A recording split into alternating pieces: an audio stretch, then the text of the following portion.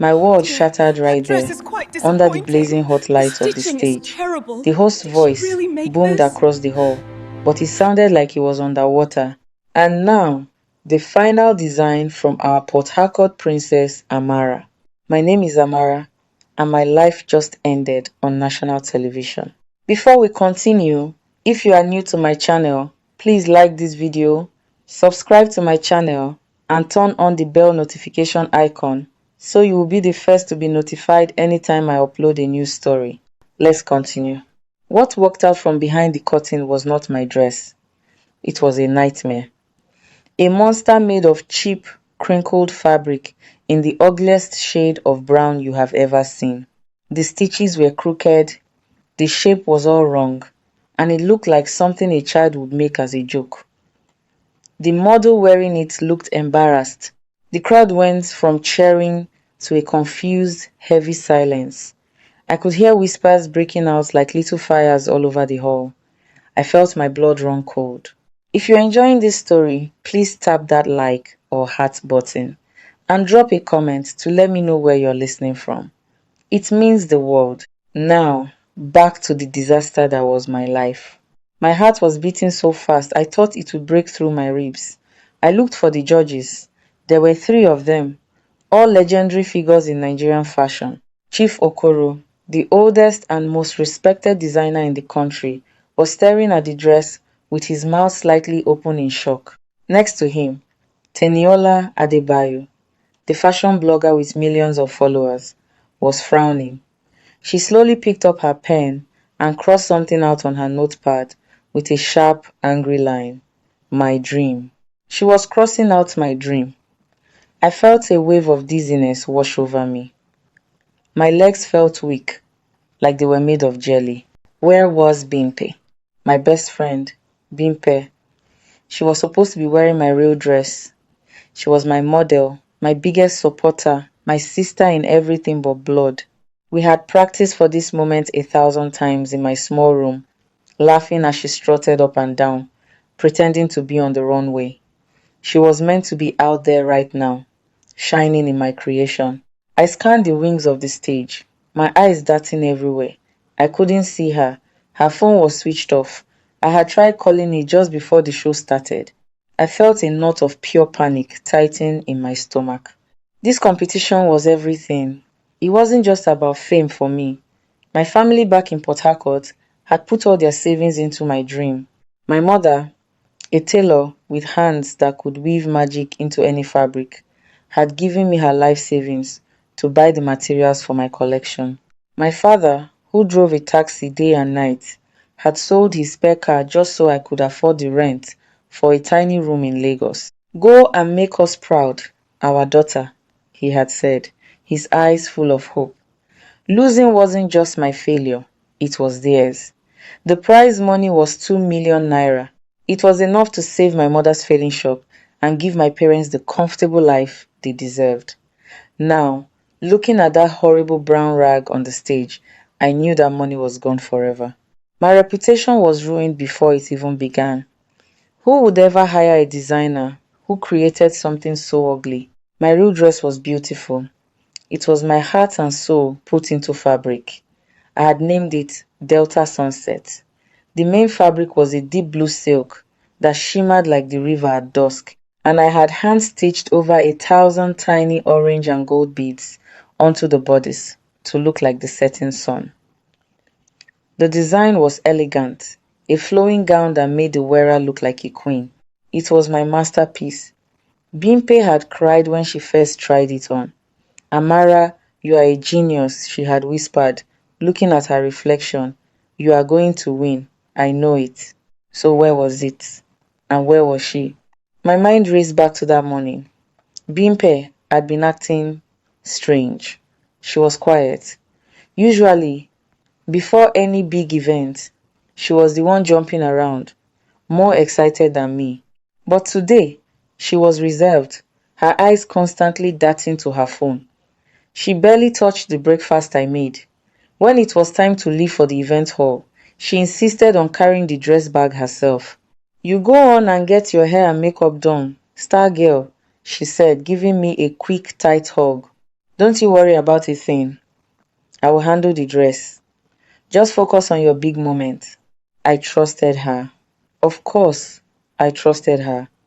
We had shared every secret since we were 5 years old, growing up in the same compound. We promised each other that when one of us made it, we would both make it. We were a team, so I let her go. I went to the makeup chair, my stomach fluttering with nerves and excitement, dreaming of the moment the host would announce my name as the winner.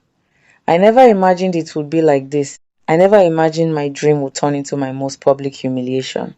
Back on stage, the host cleared his throat, trying to move the show along. Well, that was a very bold design from Amara. A round of applause, he said, but the applause was weak and scattered. It sounded like pity. The model walked off stage quickly, her head down. I was still frozen in my seat in the front row. I couldn't breathe. I felt thousands of eyes on me, all judging me, all laughing at me. Then my phone vibrated in my hand. A new message. My heart leaped. Maybe it was Bimpe. Maybe there was a good reason for all this. Maybe there was a mix-up, a terrible accident. I fumbled with my phone, my hands shaking so badly I almost dropped it. The message was from an unknown number. I opened it. It wasn't a message, it was a picture. The picture was of Bimpe. She was in a fancy hotel room, smiling brightly at the camera, and she was wearing my dress, my Delta Sunset, my masterpiece. She was wearing my dream. Underneath the photo was a single line of text. Some of us are born to be stars. The rest are just stepping stones. Thanks for the boost. My breath hitched in my throat. I stared at the phone, at the picture of Bimpe in my dress, my beautiful Delta Sunset. The smile on her face was like a knife twisting in my heart. She looked so happy, so proud. She was posing in a fancy room, the blue silk of my dress shimmering under the hotel lights. My dress, my dream. And that message, thanks for the boost, it wasn't a mistake, it wasn't an accident. It was deliberate, cold, cruel. Bimpe, my best friend, the girl I grew up with, had stolen my life from me. Everything that happened next was a blur. The host called the next designer's name. The lights on the stage changed color. Music started playing again. But I was trapped in my own silent, screaming nightmare. I felt a hand on my shoulder. It was one of the event organizers, a kind-faced woman who had wished me luck earlier. Amara, are you okay? She whispered, her voice full of pity. I couldn't answer. I just shook my head, my eyes still glued to the picture on my phone. The world was spinning. I had to get out. I stood up on shaky legs. The room felt like it was closing in on me. The whispers from the crowd felt like accusations. I could feel their eyes on me. The girl who failed. The designer who made the ugly brown dress. I turned and ran. I didn't look back. I pushed past people, ignoring their surprised shouts. I ran out of the main hall, through the long shiny corridor, and burst out of the emergency exit into the warm, humid Lagos night. The city noise hit me, the sound of car horns, music from a nearby bar, people shouting, but it was better than the silence of that hall. I leaned against the wall, gasping for air, clutching my phone so tightly my knuckles were white. Tears finally came, hot and angry. They streamed down my face, blurring the city lights. This couldn't be happening. Not Bimpe. Why? Why would she do this?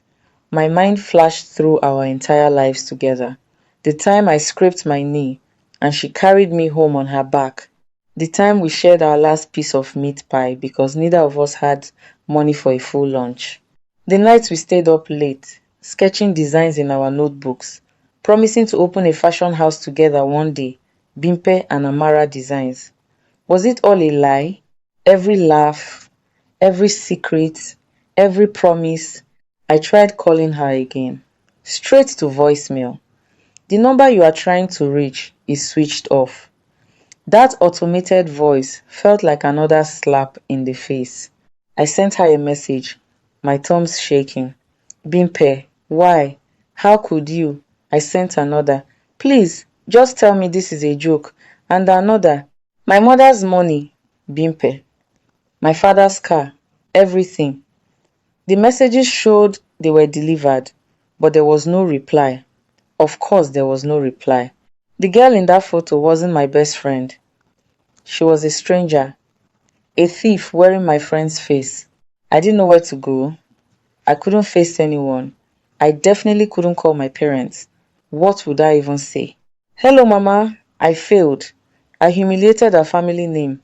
Oh, and the friend you loved like a second daughter, she stole everything and ran.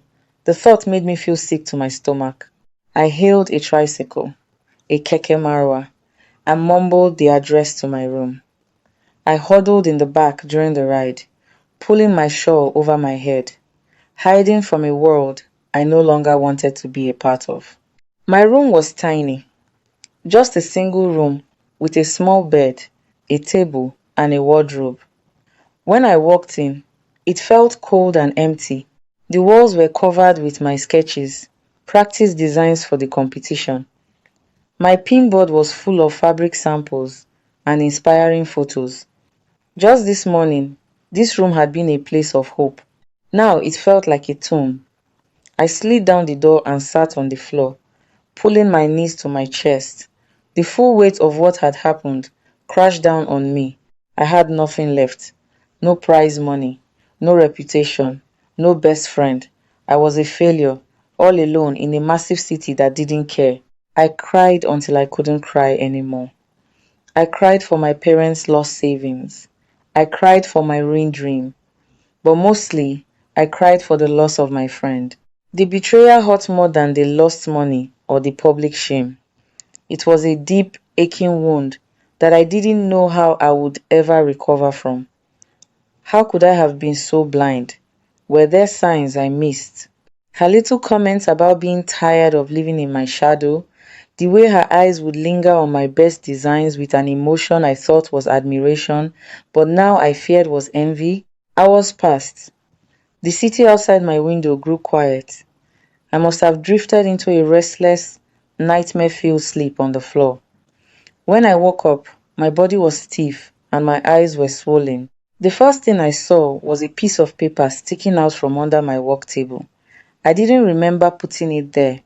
I crawled over and picked it up. It was a printout, slightly crumpled. It looked like an email confirmation. My heart started beating again, this time with something other than despair. It was a booking confirmation from a website for a one-way flight ticket. The name on the ticket was Bimpe Adewole. The flight was from Lagos to London, departing from Murtala Mohammed International Airport, and it had left 2 hours ago. Suddenly, it all made sense. The fancy hotel in the picture wasn't in Lagos. That was her hotel in London. She hadn't just sabotaged me. She had a plan. A whole new life waiting for her, built on my work. She was going to launch her career in one of the fashion capitals of the world, using my Delta Sunset as her debut piece. No one there would know it was stolen. No one there would know my name. She was going to get away with it. A new feeling pushed through the sadness. It was anger, a hot burning fire of rage. No, I wouldn't let her. I might have lost the competition, but I wouldn't lose my name. I wouldn't let her erase me and steal my talents as her own. I stood up, my body now filled with a strange, new energy. I looked around my room, at the sketches on the wall. That was my work, my talent, my soul, and I was going to fight for it. I pulled my small suitcase from on top of the wardrobe. I didn't have much money, just the little I had saved for emergencies. It wasn't enough for a flight to London, not even close. But as I frantically searched my drawers for my passport, my fingers brushed against a small velvet box. Inside was a gold necklace my grandmother had given me before she passed away. This is for a real emergency, my child, she had told me. When you feel like you have nothing left. This was it. This was the emergency. I had nothing left to lose. I took a deep breath. My decision made. Bimpe thought she was gone forever. She thought I would just lie down and accept defeat. She was wrong. I packed a few clothes, my passport, and my grandmother's necklace. I walked out of my room and locked the door behind me, leaving the ghosts of my broken dreams inside. The sun was just beginning to rise over Lagos. It was a new day. I didn't know how I was going to do it, but I was going to London, and I was going to get my justice. The flight to London was the longest 8 hours of my life. I had sold my grandmother's necklace at a small jewelry shop in Lagos. The man behind the counter gave me a sad look as he counted out the money. It was just enough for a last-minute, one-way ticket. I didn't even have enough left for a taxi when I landed. As the plane flew high above the clouds, I wasn't scared. I was a hunter. Every beat of my heart was for one thing only: justice. When I landed at Heathrow Airport, the cold air was a shock. It was so different from the warmth of home. For a moment, standing in the middle of a crowd of strangers, all rushing somewhere, I felt very small and very alone. My anger had carried me across the world, but now, what was the plan? London was a giant city. Finding Bimpe would be like finding one specific grain of sand on a beach. I found a quiet corner in the airport and connected to the free Wi-Fi. My hands were shaking as I opened Instagram. If Bimpe wanted to be a star, she would be acting like one, and stars love to post. I typed her name into the search bar. Her profile, which used to be private, was now public. My breath caught in my throat. She had already posted 3 new pictures. The first was a picture of her at a table with 2 smiling white people, a man and a woman. The caption read, "Meeting with my new team. Big things are coming. Number, London fashion. Number, new designer. Number, blessed." The second was a selfie of her in a classic red London phone booth, laughing. But it was the third picture that made my blood boil. It was a professional photo of my Delta sunset dress displayed on a mannequin against a clean white background. My dress and the caption, "The design that's going to change everything. So proud of my creation. Can't wait to unveil it at the Future of Fashion Showcase tomorrow night." Tomorrow night. She had tagged the event venue. It was a gallery in a fancy part of London called Mayfair. My heart started pounding. I had a place, I had a time, I had a chance. The next 24 hours were a blur of adrenaline and fear. I couldn't afford a hotel, so I spent the night in the airport, curled up on an uncomfortable chair, clutching my bag. In my bag were my only weapons: my sketchbook with the original drawings of Delta Sunset, and my phone, which held the picture and the cruel message Bimpe had sent me. I didn't sleep. I just watched the clock, my anger keeping me warm. The next evening, I took the London Underground, the tube, to Mayfair. Emerging from the station was like stepping into a movie. The buildings were beautiful and grand, and the streets were filled with people dressed in expensive clothes. I felt small and out of place in my simple jeans and the jacket I had traveled in. When I found the gallery, my heart sank a little. It was even posher than I imagined. A red carpet was rolled out, and photographers were taking pictures of glamorous people. A big, serious-looking man stood at the door, checking a list on an iPad. How was I going to get in? I didn't have a ticket or an invitation. For a moment, I almost lost my nerve. Maybe this was a mistake. Who would listen to a poor Nigerian girl against the event's new star designer? But then I thought of my mother's hands, rough from years of sewing for other people. I thought of my father's tired eyes. I thought of Bimpe's smiling face in that photo. My fear turned back into fire. I saw a group of waiters carrying trays of food through a side door. An idea sparked in my mind. It was crazy, but it was my only shot. I walked confidently towards the side of the building, pulling my hair back into a tight bun, trying to look like I belonged there. As the waiter came out to take a phone call, I slipped through the open door behind him. No one even noticed. I was in. My heart was hammering against my ribs. I found myself in a busy kitchen area.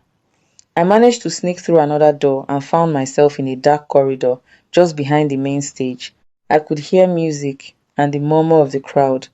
I peeked through a crack in the curtain. The room was packed.